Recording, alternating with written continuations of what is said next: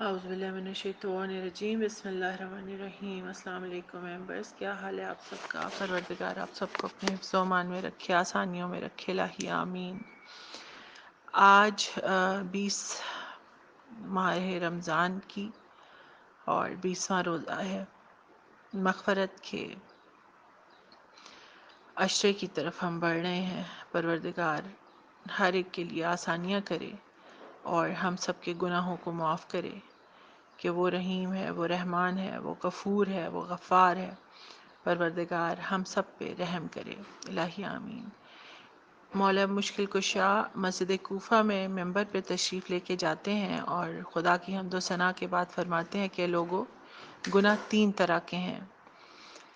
پہلے ایسے گناہ جو بخش دیے گئے ہیں، دوسرے وہ گناہ جن کی بخشش نہیں ہوئی، اور تیسرے ایسے گناہ کہ جن کے مرتکب ہونے والے بخشش کی امید بھی رکھتے ہیں اور نہ بخشے جانے کا خوف بھی۔ پوچھنے والے نے سوال کیا کہ یا امیر المومنین، ان کی وضاحت بھی فرما دیجئے۔ مولا فرماتے ہیں کہ جو گناہ بخش دیے گئے ہیں وہ ایسے گناہ ہیں کہ جس پہ خدا نے اسی دنیا میں سزا دے دی ہے، لہٰذا خدا اس سے کہیں زیادہ حلیم و کریم ہے کہ اپنے بندے کو دوبارہ سزا دے۔ وہ گناہ جو بخشے نہیں گئے، وہ بندوں کا ایک دوسرے پہ ظلم کرنا ہے،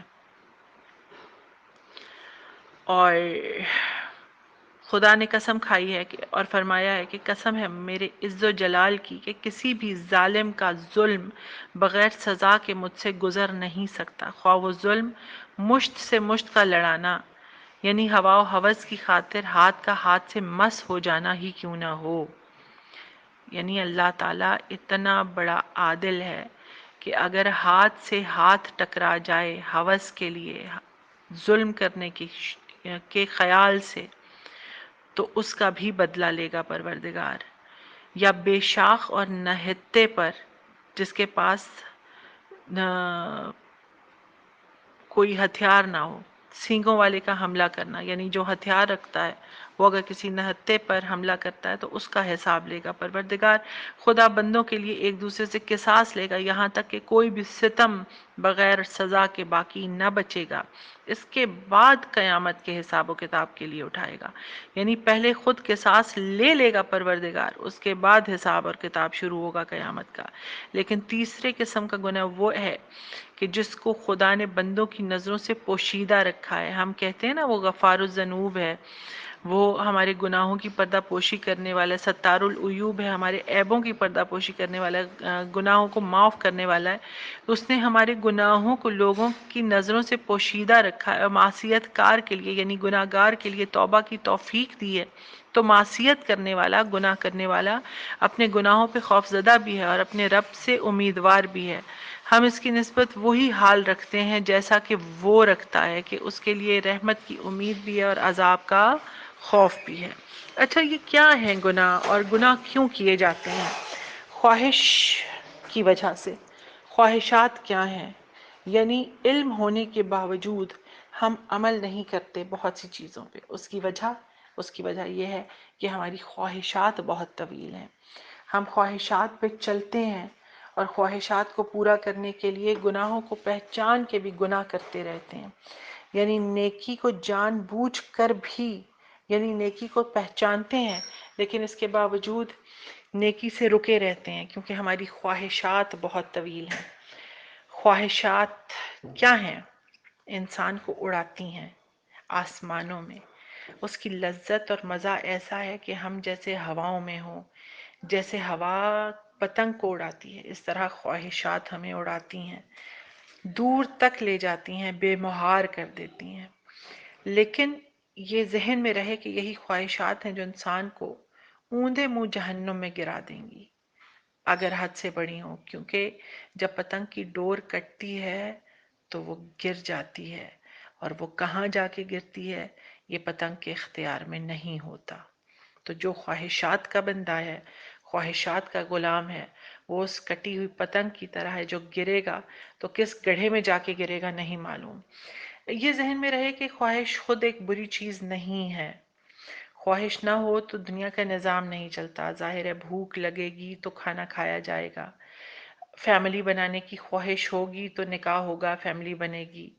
ہماری خواہش ہوگی تو اللہ سے امید رکھیں گے جنت کی، نیکی کی، رحمت کی، کرم کی، اور وہ سب پروردگار خواہشات پوری کرے گا۔ خواہش نہیں ہوگی تو ثواب یا عذاب کوئی معنی نہیں رکھتے۔ خواہشات ہی اصل میں امتحان ہے۔ ہمیں ہمارا آرام پیارا ہے، لیکن اللہ کی خاطر اٹھ کے ہم نماز پڑھتے ہیں، یعنی کہ ہم اپنی خواہش پہ اللہ کو مقدم کرتے ہیں۔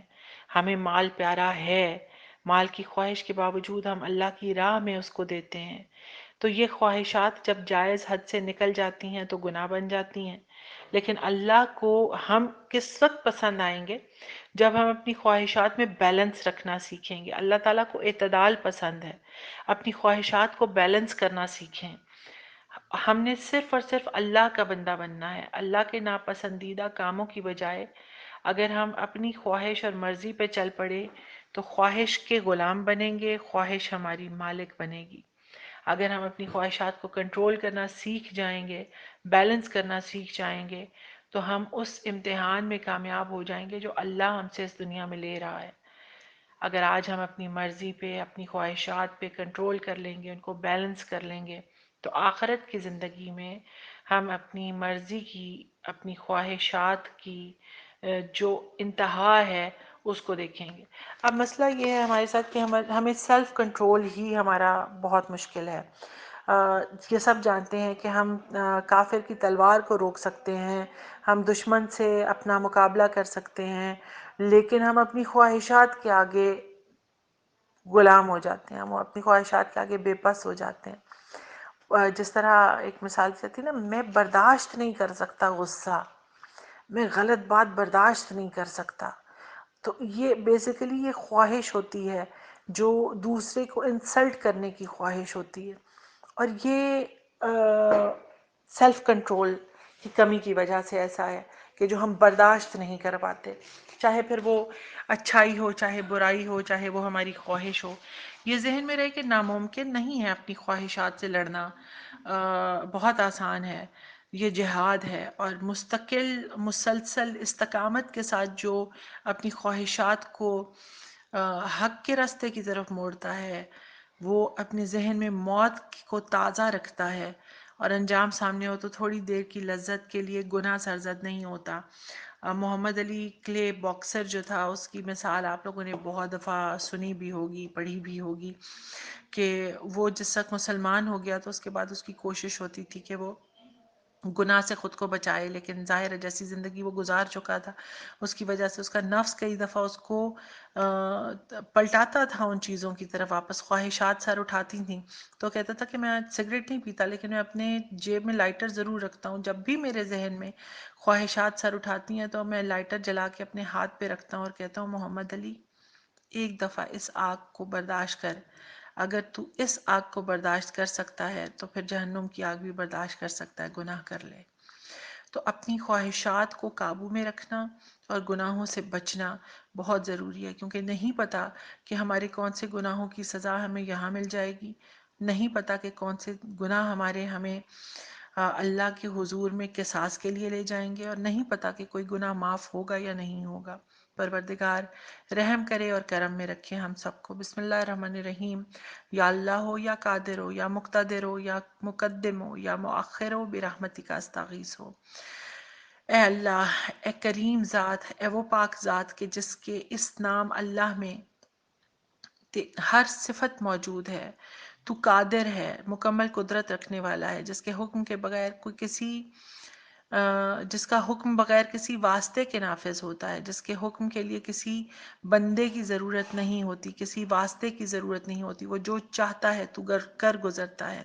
تو المقتدر ہے، تو بڑی قدرت والا ہے، ہر چیز پہ قادر ہے، کوئی چیز تیری قدرت سے باہر نہیں، تو آگے بڑھانے والا ہے۔ المقدم، جو عزت و شرف، علم و علم عمل میں اپنے بندوں کو آگے لے کے آتا ہے۔ المؤخر، جو پیچھے ہٹانے والا ہے، جو اپنے اور اپنے دشمنوں کو اور اپنے بندوں کے دشمنوں کو ذلیل و خوار کرتے ہوئے پیچھے کر دیتا ہے۔ ہم تجھ سے تیری رحمت کے صدقے میں تجھے پکار رہے ہیں، تو ہماری رحمت، اپنی رحمت کو ہم پر نازل فرما۔ اللہم صلی علی محمد و آل محمد وعجل فرجہم۔ جی ممبرز، القادرو اللہ تعالیٰ کے صفاتی ناموں میں سے ایک نام ہے جس کا مطلب ہے قدرت والا۔ قرآن پاک کی سورہ الانعام میں پروردگار فرما رہا ہے محمد صلی اللہ علیہ وآلہ وسلم آپ کہہ دیں کہ وہ اللہ اس کی بھی قدرت رکھتا ہے کہ تمہارے اوپر سے یا تمہارے پاؤں کے نیچے سے تم پر عذاب مسلط کر دے، یا تمہیں گروہوں میں تقسیم کر دے اور تمہیں باہمی جنگ کا مزہ چکھا دے۔ اور اللہ تعالیٰ نے فرمایا واللہ علی کل شیء قدیر، اور اللہ ہر چیز پر قدرت رکھنے والا ہے۔ القادر کہتے ہیں جو اقتضائے حکمت کے تحت، یعنی اپنی قضاء و قدر کی حکمت کے مطابق جو چاہے وہ کر دے، اس میں کمی بیشی نہ ہونے دے۔ لہذا اللہ کے سوا ہم کسی کو قادر نہیں کہہ سکتے۔ قرآن میں ہے کہ وہ جب چاہے ان کے جمع کر لینے پہ قادر ہے، یعنی پروردگار جس وقت جو چاہے جہاں چاہے کر سکتا ہے۔ یہی معنی مقتدر کے بھی ہیں، جیسے فرمایا کہ ہر طرح کی قدرت رکھنے والے بادشاہ کی بارگاہ میں، القمر میں پروردگار فرما رہا ہے اندہ ملیکن مقتدر، اور فَإِنَّا عَلَيْهِمْ مُقْتَدِرُونَ سورہ زخرف میں کہہ رہا ہے کہ ہم ان پر قابو رکھتے ہیں، لیکن مقتدر کے ساتھ کبھی انسان بھی متصف ہو جاتا ہے، یعنی قادر اللہ کی ذات ہے لیکن مقتدر ایسی اللہ تعالیٰ کی صفت ہے کہ جو کسی انسان میں بھی جس کا پرتو نظر آ جاتا ہے۔ تو جب اللہ کے متعلق المقتدر کا لفظ استعمال ہو تو یہ قدیر کے ہم معنی ہے۔ جب انسان کے وصف میں واقع ہو تو اس کے معنی تکلیف سے قدرت حاصل کرنے والا ہوتے ہیں۔ یہ محاورہ ہے کہ میں نے فلاں چیز پر قدرت حاصل کر لی ہے، یعنی کہ یہ ہماری چیز قابو میں ہے۔ قرآن میں ہے کہ اس طرح کے ریاکار لوگ اپنے اعمال کا کچھ صلہ نہیں حاصل کر سکیں گے۔ القادر ہے ہر چیز کو ایک اندازے سے پیدا کرنے والا، اس کے مطابق فیصلے کرنے والا، جس کو کوئی چیز عاجز نہیں کر سکتی، اس کی طلب کردہ مخلوق اس سے فرار حاصل نہیں کر سکتی۔ وہ ایسا قدیر ہے کہ جس کی قدرت کامل ہے، وہ ایک ایسا قادر ہے کہ جس چیز کو ایجاد کرنے کے لیے چاہے تو صرف کن کا ارادہ کرتا ہے اور چیز فیکون ہو جاتی ہے۔ وہ قادر ہے پروردگار، اور یہ قادر صرف اور صرف پروردگار کی ذات ہے۔ حضرت ابراہیم علیہ السلام کا واقعہ قرآن پاک میں آپ سب نے پڑھا ہے کہ پروردگار سے کہا کہ میں چاہتا ہوں کہ میں دیکھوں کہ تو کس طرح موت کے بعد زندگی دے گا، اور میں یہ تسلی کرنا چاہتا ہوں۔ اور اللہ پاک نے کہا کہ 4 جانوروں کو، 4 پرندوں کو لو اور ان کے گوشت کو باہم قیمے کی طرح پیس دو، اور اس کے بعد ان کو مختلف جگہوں پہ رکھ دو اور پھر ان کو پکارو۔ تو وہ اس کے بعد فوری طور پہ پروردگار کے حکم سے وہ جانوروں کا گوشت جو آپس میں مخلوط ہو چکا تھا، 4 جانوروں کا، پرندوں کا، وہ علیحدہ ہوا اور اس کے دوبارہ پرندے بنے اور وہ اڑ کے حضرت ابراہیم علیہ السلام کے پاس آ گئے۔ تو یہ القادروں کی بہت بڑی مثال قرآن پاک میں موجود ہے۔ اسی طرح حضرت عزیر کا وہ گدھا جو ختم ہو چکا تھا، جس کی ہڈیاں علیحدہ ہو چکی تھیں، اور پروردگار کے حکم سے اس کی ہڈیاں اکٹھی ہوئیں، اس کے اوپر گوشت آیا اور کھال جڑا، اور دیکھتے دیکھتے وہ کھڑا ہو گیا حضرت عزیر علیہ السلام کے سامنے۔ تو یہ پروردگار کے قادر ہونے کی بہت بڑی مثال ہے جو قرآن میں موجود ہے۔ المقتدر اللہ کے خوبصورت ناموں میں سے ایک نام المقتدر کے معنی ہے بڑی قدرت رکھنے والا، جو ہر چیز پہ قادر ہے، کوئی چیز اس کی قدرت سے باہر نہیں ہے۔ وہی آیت قرآن پاک کی سورہ الانعام کی کہ محمد صلی اللہ علیہ وسلم آپ کہہ دیں کہ وہ اس پر بھی قدرت رکھتا ہے، یعنی اللہ، کہ تم پر اوپر کی طرف سے یا تمہارے پاؤں کے نیچے سے عذاب بھیجے، یا تمہیں فرقہ فرقہ کر دے اور ایک دوسرے سے لڑا کے لڑائی کا مزہ چکھا دے۔ دیکھو کہ ہم اپنی آیتوں کو کس کس طرح بیان کرتے ہیں تاکہ لوگ سمجھیں، اور ہم دیکھ رہے ہیں کہ یہ اللہ تعالیٰ کی طرف سے عذاب نازل ہوا ہے کہ ہم فرقہ فرقہ ہو کے لڑ رہے ہیں، اور ہم اس بات کو سمجھ نہیں رہے ہیں، ہم اپنے آپ کو بڑا پرفیکٹ سمجھ رہے ہیں اور دوسرے کو ہم جہنمی قرار دے رہے ہیں، یہ سمجھے بغیر کہ یہ پروردگار کی طرف سے عذاب نازل ہوا ہے ہم پہ۔ اور پروردگار کی ایک اور آیت سورہ قمر کی کہ انہوں نے ہماری آیات کو جھٹلا دیا تو ہم نے انہیں پکڑ لیا، ایک غالب قدرت والے کی پکڑ۔ اللہ قادر ہے، اندازے سے چیزوں کو پیدا کرتا ہے، ان کے فیصلے کرتا ہے، اسے کوئی چیز عاجز نہیں کر سکتی، اس کی طلب کردہ کوئی مخلوق اس سے فرار حاصل نہیں کر سکتی۔ وہ مقتدر ہے، اس کی قدرت تمام اور کامل ہے، اس کے لیے کوئی کام ناممکن نہیں، وہ ایسا مقتدر ہے۔ المقدم اللہ کے صفاتی ناموں میں سے ایک اور نام ہے المقدم، کے معنی ہے آگے بڑھانے والا، آگے آنے والا، ہمیشہ سے موجود، جو عزت، شرف، علم، حلم، عمل میں اپنے نیک بندوں کو آگے لے کر آتا ہے۔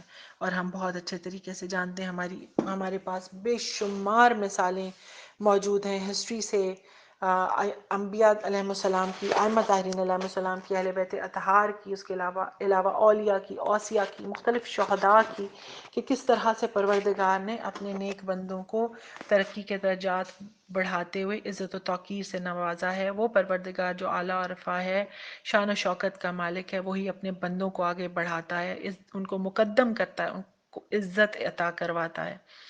المقدم یعنی سب سے اول، یہ پروردگار کا خاص کرم ہے۔ اور آج بھی ہمارے سامنے، ہمارے میں سے ہر ایک کے سامنے یہ مثالیں موجود ہیں۔ اور اس کے بعد المؤخر، المؤخر کا معنی ہے سب سے آخر والا۔ رسول پاک صلی اللہ علیہ وسلم کی ایک دعا ہے کہ اے اللہ میری مغفرت فرما، میں جو گناہ کر چکا ہوں اور جو گناہ بھی نہیں کیے، اور میں نے جو گناہ چھپ کر کیے اور میں نے جو گناہ اعلانیہ کیے۔ اچھا، یہ ذہن میں رکھیے گا کہ رسول پاک صلی اللہ علیہ وسلم معصوم ہے، نہ رسول سے، کسی نبی سے کوئی گناہ ہوتا ہے، نہ کوئی رسول، کوئی نبی گناہ گار ہوتا ہے، رسول اور نبی معصوم ہوتے ہیں۔ یہ دعا ہمارے لیے ہے، ہمیں سکھانے کے لیے، نہ کہ ان کے لیے ہے، نعوذ باللہ۔ یہ ذہن میں رکھیے گا سب۔ اور میں نے اپنی جان کے اوپر جو اسراف اور زیادتی کی ہے، جس کا مجھ سے زیادہ علم تجھے ہے، تو ہی آگے کرنے والا ہے اور تو ہی پیچھے کرنے والا ہے، یعنی تو ہی مقدم ہے اور تو ہی مؤخر ہے، تیرے علاوہ کوئی سچا معبود نہیں۔ یہ صحیح مسلم میں یہ روایت ہے، جس کا مفہوم یہ بنتا ہے کہ اللہ تعالیٰ اپنے دوستوں میں سے جس کو مقدم کرنا چاہے، آگے بڑھانا چاہے، یعنی اس کے درجات بلند کرنا چاہے، تو وہی کر سکتا ہے۔ جیسے انبیاء کو، شہداء کو، صدیقین کو ہمیشہ مقدم کیا، آگے کیا، ان کو عزت دلائی، وَتَعِزُّ مَن تَشَاءُ وَتُذِلُّ مَن تَشَاءُ، اور پھر اپنے بندوں کو جب چاہتا ہے پیچھے کر دیتا، اپنے دشمنوں کو جب چاہتا ہے پیچھے کر دیتا ہے، یعنی ان کو شکست فاش دے دیتا ہے۔ ان کا دشمن چاہے کافر ہو یا فاسق ہو یا فاجر ہو یا پھر منافق ہو۔ منافقین بھی پروردگار کے دشمنوں میں سے ہیں، کیونکہ وہ ظاہر کرتے ہیں کہ وہ اللہ کے ماننے والے ہیں، لیکن وہ اللہ سے دشمنی کرتے ہیں اور اللہ کی بتائی ہوئے رستوں کو چھوڑتے ہیں، تو وہ اللہ کے زیادہ بڑے دشمن ہیں بنسبت اس کافر کے جو کفر کھلے عام کر رہا ہے۔ اور اب ان اسماء الہی کی مختلف جو اس کی خوبیاں ہیں دنیا اور آخرت میں ہمیں حاصل ہونے والی، ان پہ بات کریں تو القادرو، جو شخص 2 رکعت نماز پڑھ کے 100 مرتبہ القادرو پڑھے، اللہ تعالیٰ اس کے دشمنوں کو ذلیل و رسوا کر دیتا ہے، اگر وہ حق پہ ہوگا۔ کون؟ وہ بندہ جس نے یہ نماز پڑھی، جس نے 100 دفعہ القادرو پڑھا۔ اگر کوئی شخص کسی مشکل کام یا دشواری یا دقت میں پڑ جائے تو وہ 41 ٹائمز یا قادرو پڑھے، انشاءاللہ وہ دشواری دور ہو جائے گی۔ اگر کوئی وضو کرتے ہوئے، ہر عضو کو دھوتے ہوئے یہ اسم الہی پڑھے تو کسی ظالم کے ہاتھ انشاءاللہ کبھی گرفتار نہیں ہوگا اور کوئی دشمن اس پر فتح نہیں پا سکے گا۔ اگر کوئی دشواری ہو، پھر وہی بات، تو 41 ٹائمز القادرو پڑھیں۔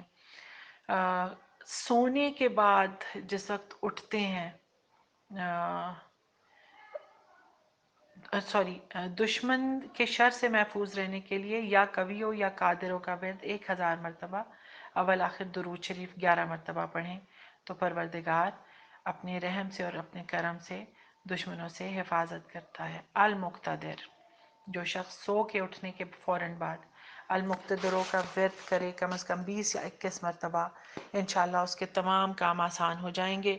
اگر کوئی اس اسم الہی کو پڑھے اور اس کا دشمن اگر کوئی اس اسم الہی کو پڑھتا رہے تو انشاءاللہ اس کا دشمن مغلوب ہوگا۔ اور اگر اس کے نام کو توجہ کے ساتھ، یعنی المقتدر، پوری قدرت رکھنے والے جس کا مطلب ہے، اس کو پورے توجہ کے ساتھ اس نام کو پڑھے پروردگار، تو اس کی غفلت دور ہو جاتی ہے۔